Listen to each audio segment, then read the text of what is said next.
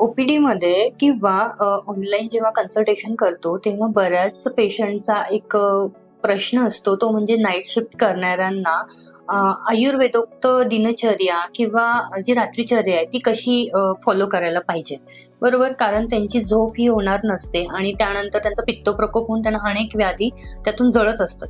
तर जर शक्यतो नाईट शिफ्ट करणं टाळलं पाहिजे, पण जे लोकं टाळू नाही शकत त्यांच्यासाठी काही सोपे-सोपे उपाय मी सांगते.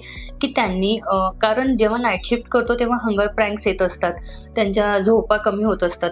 तर अशा वेळेस तुम्हाला जेव्हा-जेव्हा असे ट्रिगर्स येत असतील खाण्यासाठीचे, तर तुम्ही ब्लॅक रेझिन्स, डेट्स किंवा अंजीर हे खाऊ शकतात. देन साळीच्या लाह्यांचा जो चिवडा आहे, तो तुम्ही डब्यामध्ये पॅक करून तो भूक लागेल तेव्हा तुम्ही खाऊ शकतात. आणि तुम्ही जाताना तुमचं जेवण हे 7च्या आधी झालं पाहिजे.